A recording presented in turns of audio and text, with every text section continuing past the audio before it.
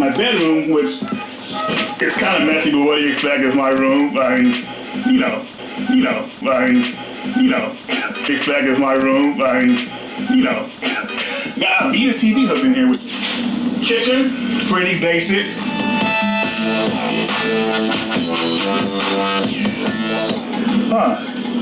Looks like I need to go shopping. Go shopping.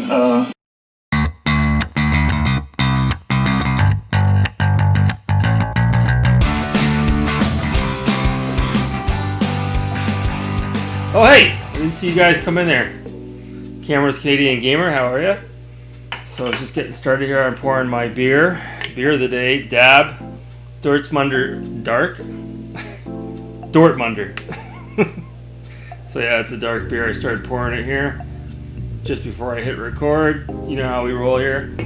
So not much to talk about. Usually in the gaming industry, for the most part, it's pretty slow during the summer months. So I think that might be why, if you're noticing, not just with my channel, but with a lot of channels out there, not a lot of content being put out. There's just nothing to talk about. So, nothing worse than a content creator that's just basically throwing things up the wall, seeing what sticks, and they're putting out content that doesn't really have a lot of depth to it. Not to say that my content has a lot of depth, but you know what I mean.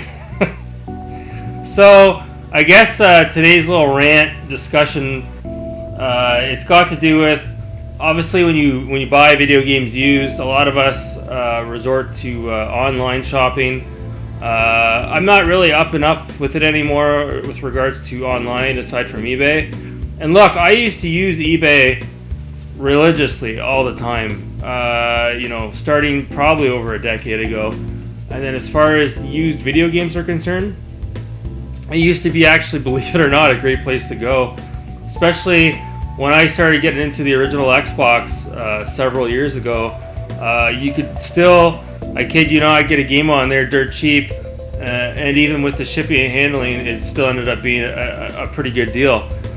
But now with eBay and all those other online channels, it's very difficult because, I'll be honest, I don't shop eBay anymore because, sure, I might find a game that's, the right price, but then when you factor in shipping and handling, it's just not worth it for me anymore. So that kind of segues into the topic at hand here today, and that's the pros and cons of buying video games or game consoles through the classifieds. And so the reason why I bring that up is because yesterday I had, I wouldn't say a bad experience, but again, it's just a prime example of maybe a con when you're trying to buy a game through the classifieds. I was going through, in Canada we use what's called Kijiji. We have the other channels as well, Facebook Marketplace, all the regulars, but Kijiji is a very popular one in Canada. And people put their used junk on there, and you can go on there and scour through the classifieds. Well, I'll take a sip of my beer here.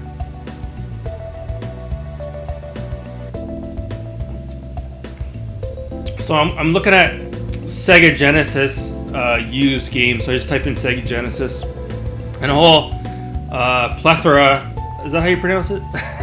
of items come up. And one guy is selling a lot of games. And he's selling them separately, or you can buy them all as one.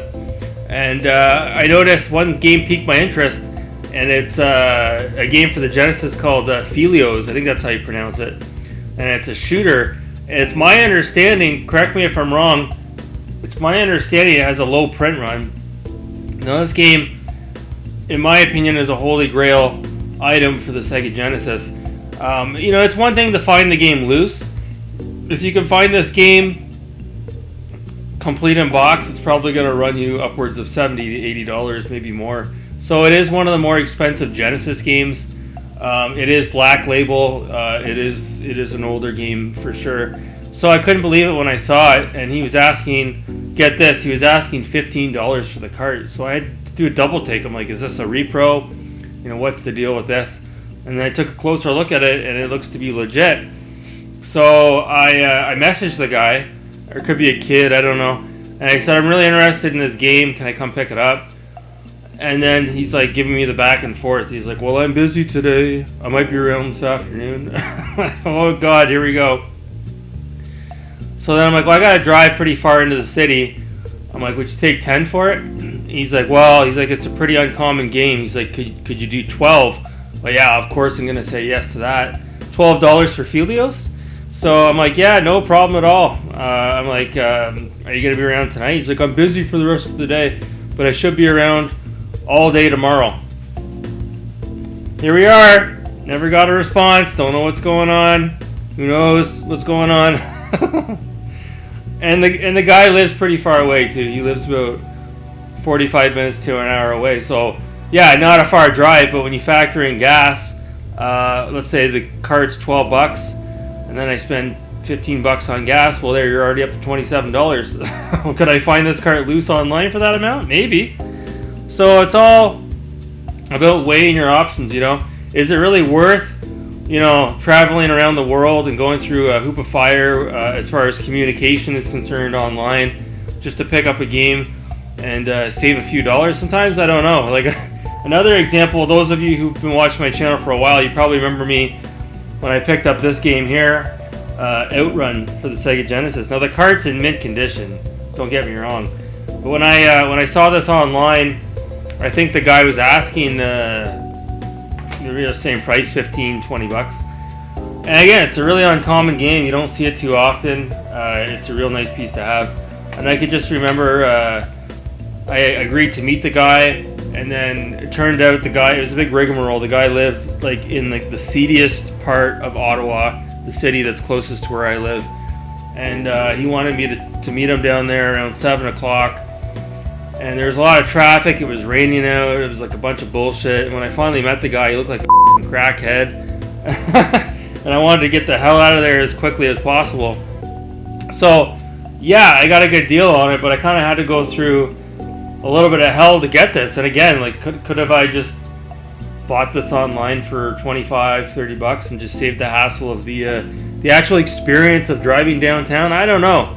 So, yeah, I don't know. It goes both ways. I think with my experience, at least with the bulk of my collection that you see, a lot of it was purchased hand over hand, direct contact, classifieds, meeting people in person. I had a good interaction with a young chap.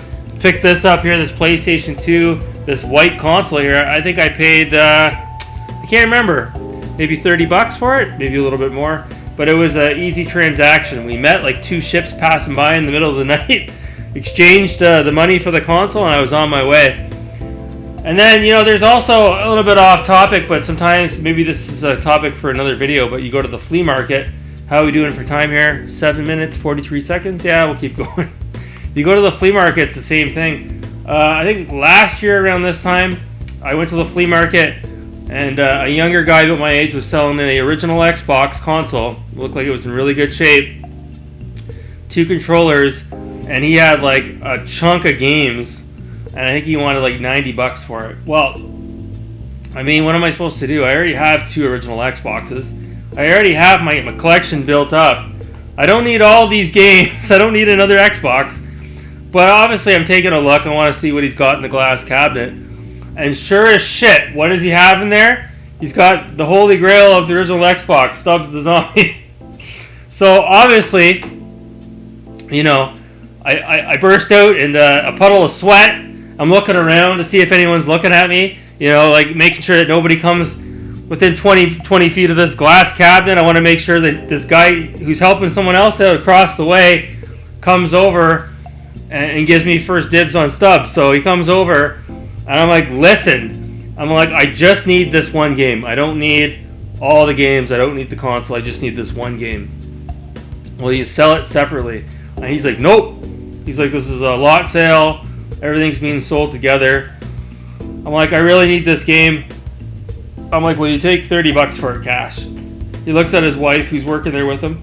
He's like, no, I can't, man. He's like, I can't do it. He's like, the best I could do was like, I don't know, $80 for the lot, which is still a good deal. And I'm like, listen, I'll give you $45 for this game. And finally he took it. So, yeah, it wasn't too bad, but it was a little bit of back and forth negotiating. But again, if you were to buy this game online, you're not going to get it for $45. It's going to probably cost you close to $100. So I'm really happy to get this. I had to go to the flea market to get it, but again, another prime example. You know, if you want to get a real good deal on something, usually I recommend going to the classifieds or going to the thrift store or going to the flea market as well if you can. Because like I said, most of what I picked up, I definitely did not get off of eBay. So that was my rant for today. Have you guys had any good or bad experiences dealing with the classifieds? I'd love to know, you know, maybe some of your stories, some of your comments. Leave it in the comments below and we'll have a discussion. So that's going to do it. You know, it's kind of funny looking at these games here. I kind of want to sit down and play these games again, so maybe I'll do that right now. So that's going to do it, guys, right at the 10-minute mark. Thanks so much for watching. Have a great rest of your day. Take care. All right, my bedroom, which is kind of messy, but what do you expect is my room. I mean, you know,